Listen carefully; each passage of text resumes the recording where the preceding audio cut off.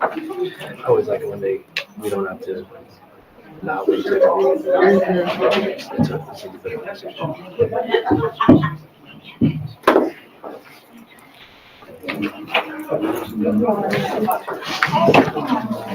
I feel like a logistics firm. Getting my kid picked up, getting my other kid there. I got Michelle, first time ever transported without me. Wow. With AJ, which is, I'm concerned.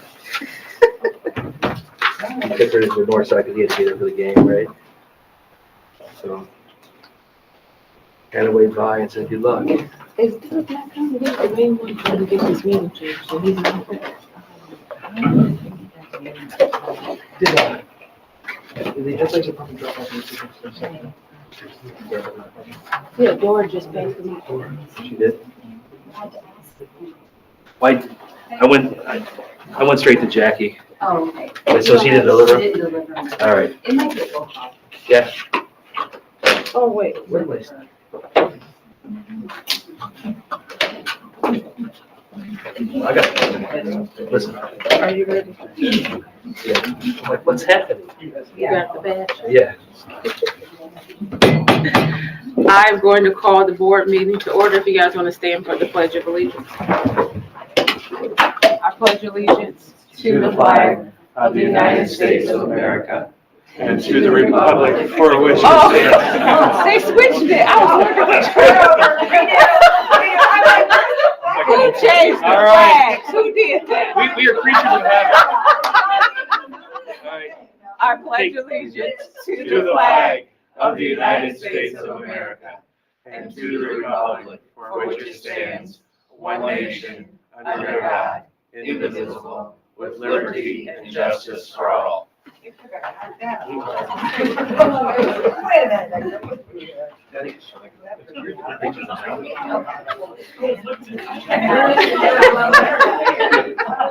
I know, right? The Elkhart promise. Every student is known by name, challenged and supported by highly effective staff, and in partnership with the community will graduate career and college ready and life ready. Thanks, Ann. If anybody has a desire to speak, please fill out the form in back of the paper that Dora's filling out. You will have an opportunity to speak for 3 minutes at the end of the board meeting. And after each agenda item, I will give you an opportunity to ask questions or make comments. So first up is the moment of pride. We don't have that this Okay. evening because the SSAC member couldn't make the earlier start time. Okay. So consent items, is there a motion to approve? So moved? Is there a second? Second. Is there any discussion, Kelly? Okay, so we have $500 from Julie Weaver for the AFJROTC military ball, so they can purchase supplies, whatever they need for that. And then $300 from Lake City Bank, and that donation will go to the theater for the production of Mean Girls. And then we have $2,200 from the Blazer Club for the National Honor Society. It will provide extracurricular programming for the Carnival Silent Auction to be used for purchases and supplies, and that is it. And I just have a question.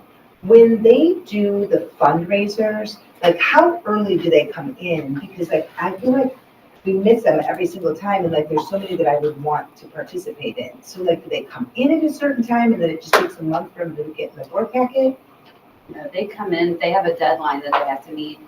They have to have them submitted by the Wednesday or Thursday Okay. before we send the board packet out. Okay, there's So, okay, I just wondered. Okay, perfect. Okay, that's it. Is there any other discussion? All in favor? Aye. Opposed? Motion passes. Next, we have the feasibility study update.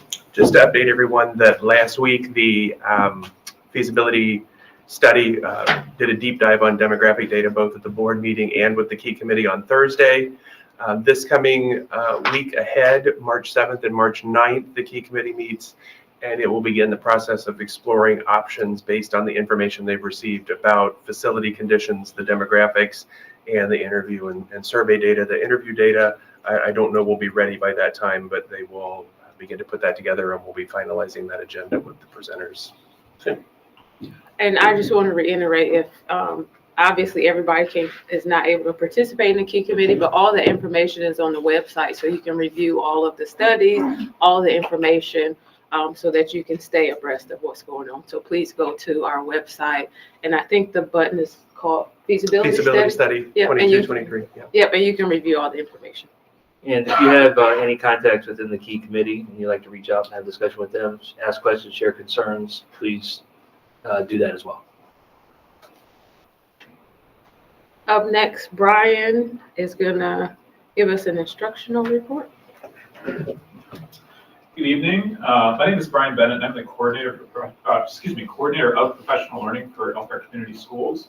So in short, my job is to help make sure that any professional development that happens at the district level is consistent, it's relevant, and that we're being impactful when it comes to student learning.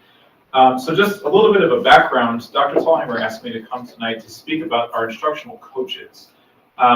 This team was started back in 2016 and 2017. I was actually one of the original members of this team. I came out of the biology classroom over at Memorial High School, and I've been on the team ever since. This is my 8th year in Elkhart.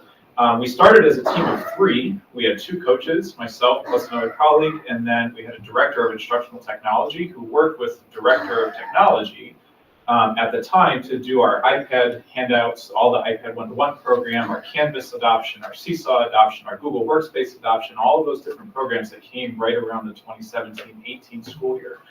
As part of that, our job was mainly to make sure that staff were supported technically to get the jobs done. So there was a lot of training when it came to just using the iPads with students, getting involved with Canvas and Seesaw. Since then, we've grown to a team of 6, including myself. So we have 3 instructional technology coaches. We have a district math coach. And the dyslexia coordinator has also started working with us because a component of her job description is staff support when it comes to understanding dyslexia tendencies, what it means for teachers to support students in that capacity in their classroom as part of Tier 1 instruction. And something I wanted to mention is that Elkhart has consistently invested in this program. We've grown, we've doubled in size over the last 5 years. And this is something that sets us apart. So when I talk with staff members, when I'm out, I hear from people who came from other districts, I came because I've heard that Elkhart has the best professional development in the region. I've heard that Elkhart provides the best teacher support for teachers in the classroom. So anecdotally, it's something that Elkhart is known regionally for, not just within our school system. Day to day, our teachers see our coaches. So the team has a goal of being in the buildings at least 3 times per week, and they rotate based on whichever day it happens to be. So today we had a coach at Cleveland, we had 2 coaches out at Bristol, we had a coach at Pierre Moran. And when they are in the buildings, they're generally checking in with the principal to say hello, see if there are general things that the principal would like them to address. But from there on out, they're knocking on doors and visiting staff members. And so we're seeing the same people over and over and building those relationships to make sure that teachers, A, know who to reach out to when they need support on anything. This is not just technology. They're looking at instructional ideas. They're looking at student support methods. They're looking at how do we actually implement SIOP or Smekins reading programs or some of the EL supports that are coming along with SIOP in particular. So this week alone, here are just a couple highlights. So it's Tuesday, and these things have happened in the last 48 hours. There was a coach working with a PLC team at one of the buildings on math fluency activities. So how are we helping students develop those fluency skills that they need to be successful later in math? Some of that was looking at our math program and how are they using that as an instructional resource in the classroom, not just as a drill and practice kind of thing. We were looking at EL supports for the new level 1 students. So we are constantly getting students with 0 English. And a lot of times the teachers in those classrooms are not EL certified teachers. And so they need those immediate support mechanisms to make sure they can support that student from day 1 and then moving forward. There was an art teacher using iPads with some new hardware. So with our iPads at the elementary buildings, they're compatible with Apple Pens, so you know, like the nice fancy stylus. The art teacher has a class set of those so that students can practice digital art techniques along with the physical 2D art that they're doing in the classrooms. And so we had a coach in the room with them looking at different ways that she can be engaging students on their iPads. There was another session today on music interactives that a teacher at Cleveland Elementary is using for students to practice their general music skills. So some rhythm, some tone, some pitch identification, and their games that the teacher is using to engage students in the technical work of music. And that has led to a session being planned on our e-learning day next week to help all of the elementary music teachers get into this and get their students practicing. So the activities that we do day to day are very diverse. We don't really know what we're going into because we're just going in to see people where they are. And for our coaches, it really speaks to the fluency that they have in the different systems in place in the district and how they can make recommendations to meet the teacher's needs when they meet them. If we can't answer it in the moment, we always follow up. We'll come back, we'll research as a team, we'll come up with solutions, and then we go back. And that's the difference in Elkhart. We're not just there for a day to kind of see you and then we go on and do the other stuff. We're going to come back and make sure that you have what you need. So that's what it looks like when you're with a coach, but we also have a significant digital resource. So up on the screen, if you want to jot it down, it's pd.elkhart.k12.in.us. So pd. Yada, yada, yada. This is the website that we manage as a team. And from here, anyone, not just Elkhart teachers, that's obviously the target audience, but anyone globally can reach our professional development materials. So a few things on the homepage. This should be a calendar. Jake and I ran into a problem. I'm not really sure why it's not working right now, but we have a calendar of events. These are live sessions that people can attend. Tomorrow we have a lunch and learn, a digital lunch and learn that any of the secondary teachers should be able to call into to look at how we can use the iPads more effectively as a management tool in their classroom. But a couple things I want to call out in particular, our coaches, even though we're in buildings, we are accessible by booking calendars. So I can go to any of the coaches, I can see what their skills are, I can see what their specialties are, and I can jump to that coach and schedule a session on my time. Most of these are digital or in person, and we have teachers taking advantage of these regularly. We also run a YouTube channel and a blog. So the YouTube channel is for the visual communications that we need to do. These are things like quick app tutorials or why you should be considering using a thing X, Y, or Z. Our blog is the why. So when we're talking with teachers about systems, tools that we've purchased as a district, things that our students are paying for, why should I use it? The blog provides that narrative. This is authored generally by that instructional technology team. We do have teacher posts as well. We've had some teachers that we've reached out to and said, hey, this is a great idea. Would you mind writing up a 400-word article for us? And we can get it up here and promote it. The content area specialist team run by Dr. Shepard and Dr. Higginson is also creating materials for that website. So that's kind of our one-stop when it comes to the narrative behind the activities and the tools that we're providing for staff. We also provide some self-paced courses, and these are things that staff can take advantage of, particularly new staff, that kind of go through some of the basics of our just across the board system. So we touch a lot of these ideas at new teacher orientation and then some follow-up sessions. But if a teacher comes in the middle of the year, we can't always get a session in place. But we've designed these so that I can start it and work on it for 20 minutes here and there. Maybe it takes 2 hours to get through the whole thing. But at that point, when you're done, you've got a basic understanding of the platform so you can be effective day to day. And from then, we know where we're starting when we're talking to staff members about what skills we need to work on, what goals do you have, what do you want to learn beyond that. And these are constantly updated as well. So that's very fast. I think I'm still under my 10 minutes, but that's our instructional coaches. They are very, very hardworking, dedicated professionals. We are drawing staff to the corporation. We are helping retain staff in the corporation. I'm very proud of the work that they do. I'm not in the buildings as much because I'm generally making sure that things are moving and we're setting goals and being collaborative. But when I go to the buildings, I'm constantly reminded about how grateful our staff are for the instructional coaches. And so I'm looking forward to continuing to grow the program as we develop it. Brian, quick question. Yeah. When did this site begin? So this particular website started as part of the COVID-19 website that was developed in 2020. We had a portion of that page devoted to instructional technology because we had so much training to do in such a short period of time. Once that need ended, we essentially took it over. So this website has existed in a generic form since 2019. We've just built on it since then. Okay, and then the next question I had is as far as usage. what usage are you seeing? What, are there specific areas that are more popular than Yeah. others? What does that look like from a staff standpoint and how they're using it? For the digital materials, we see higher usage at the start of the year because we have a new induction coming in. And teachers are kind of getting back into the flow. So we have peaks around the breaks. And I do have some stats. I can provide those at a later date.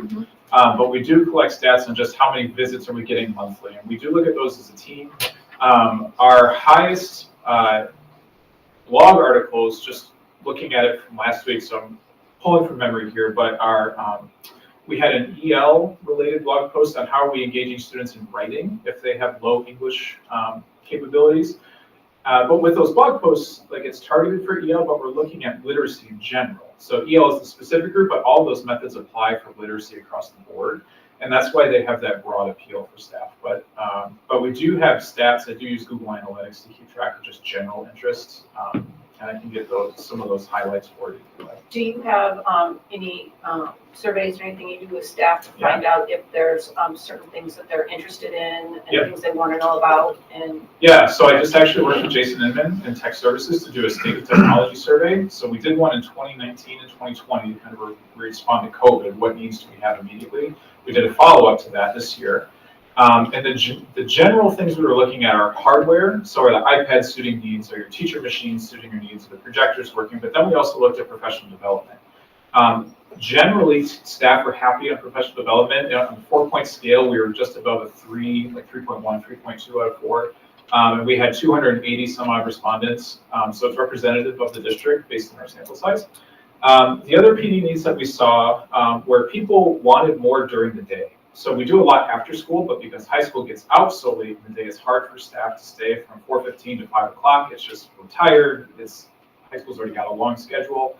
The in-building stuff seems to work better too, because staff don't have to go somewhere else to join, and they don't have to remember to get into a Google Meet. That's why we've really focused on at least 3 days a week for the coaches to be in the buildings. Because a lot of times those will start an impromptu thing and staff will stick around after if they have heard throughout the day, like so-and-so is here, like Holly's in Cleveland today. And she was doing these kinds of things. So it will trickle through the building. And so we're hoping to see, we're still trying to solve that problem. And we do participate in some regional coaches meetups monthly. So we meet with staff from Mishawaka and Penn and Concord. And all of us are kind of having that same problem. How do we engage our staff? Because we're all short-staffed. We can't get subs. After school is tough.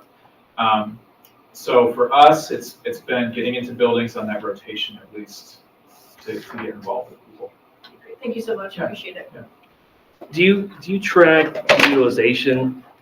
Hope I don't fall.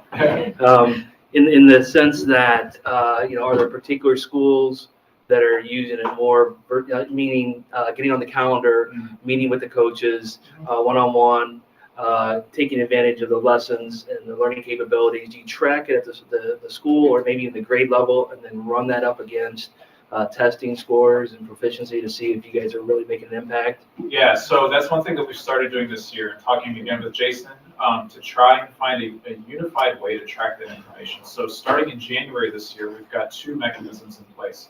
One is a training request ticket that anybody in the district can fill out, and that could be an individual teacher for a PLC group saying we'd like you to meet with our 5th grade team to do X, Y, or Z.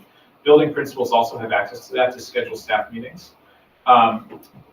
And after every building visit, our coaches also fill out a summary report. So we've been doing this for about 9 weeks now, and I'm just starting to look at the reports as a whole so that we can look at that testing data later to see if there's a correlation between how much time we spent in a given building and the results on an NWA or a SAVA score or something like that. The other thing we do track is usage for our systems. So we're looking constantly at how many people are using Seesaw actively, how many are using Canvas actively, Discovery Education, all these things that we're providing for the students, but ultimately go on the fees to make sure that they are being used, because those also give us goals for staff engagement. So I do not have specific numbers now about how testing is impacted, but it is something we're looking at this semester in particular. And when you're looking at that data, would you ever assess something and be proactive in the sense saying, hey, we've identified this at this grade level in another school, we think it's across the board, and proactively go out and say, okay, we're going to address this at this time? Yeah, Yeah, so coming up next week, I've already sent 3 options to our building principals at elementary about some math-related things that we could be looking at. Some of this aligns to the essential standards that teachers are going to be doing in the end of the 3rd quarter during 4th quarter to get ahead of the ball a little bit. Sometimes those e-learning days are already kind of booked, so it's hard to get in, but we are coming up with proactive ways to address upcoming needs and then folding those into those systems so that people are comfortable and they can see the context for why they should be looking at that program or that PD at that time. Okay, thank you. Is there any other discussion from the board? Is there any questions or comments from the audience? Thank you, Brian. Okay, thank you. Thank you. Thank you. Dr. Tallheimer, you are up next. The administration presents and seeks your approval on Board Policy 5460 that is in your board packet, pending the revisions that were made following the February 14th board meeting. Specifically, that's a reference to page 67 in your packet, the highlighted portion regarding the alternative diploma that Tony England made a reference to. And so we seek your approval of this policy. Is there a motion to approve? Motion. Is there a second? Second. Is there any discussion from the board? Is there any questions or comments from the audience? All in favor? Aye. Opposed? Motion passes. Then the next 2 items are the administrative regulations, IKF 1 and IKF 2, that are the competency waiver form and the evidence-based waiver forms that replace previous forms that were in the policy. And as these are administrative regulations, they don't require board approval, but if there are any questions or final concerns, I would take those back. Yeah. Okay. I have none. Is there any questions or comments from the audience? Okay, Kevin, you're up next. Okay, the next agenda item seeks to waive second reading, however, due to a number of questions that we've had in the last day or so. Just presenting this for first reading at this time. The Elkhart Principals Association and the district administration has been meeting for the past several months to discuss 22-23 school year administrative compensation. The group has come to agreement. Key components of that plan include a base increase of $3,000, updates to years of administrative experience credit on the matrix that's in Board Policy 3421, and for those folks that are beyond a placement target for them, a flat stipend amount of $1,000. So with that, I would entertain any questions before I move on to the next agenda item. Or we can have offline interactions or something. I think we'll Yes. save the questions for Okay. after the board meeting. That's fine. The next item, and administration is requesting waiving of second reading, is bus driver compensation plan. In your documents, you can see there's a few tweaks in there. One of those is the attendance incentive, which has an effective date of starting tomorrow. So seeking board approval, waiving second reading. Is there a motion to approve? So moved. Is there a second? I'll second it. Is there any discussion from the board? And the feeling was on this, I before think we were positive. bus drivers. I think positive. Tony and Doug Thorne were meeting with them, and I believe came away with a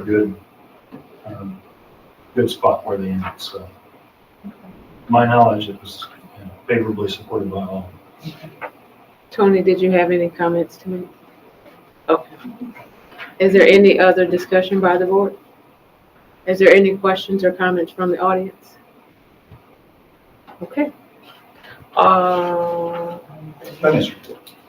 No, we No, didn't we vote, didn't. did we? We did a vote. Yeah. All in favor? Aye. Opposed? Motion passes. Thank you. So, next item is financial report. I'd like to report that the January 2023 cash balance of $39,797,282.70. As you look at the detail behind that for education fund, we actually, January over January, our cash balances remained constant.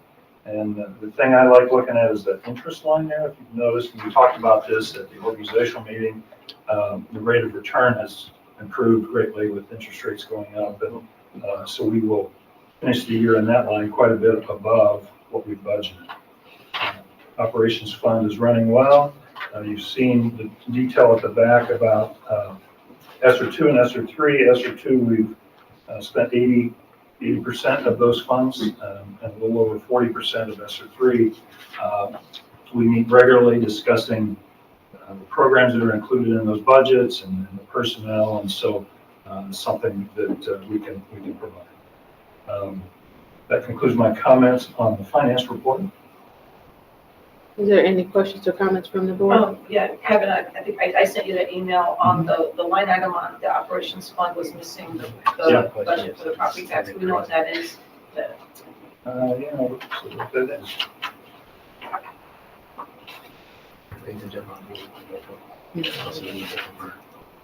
$24,389,000.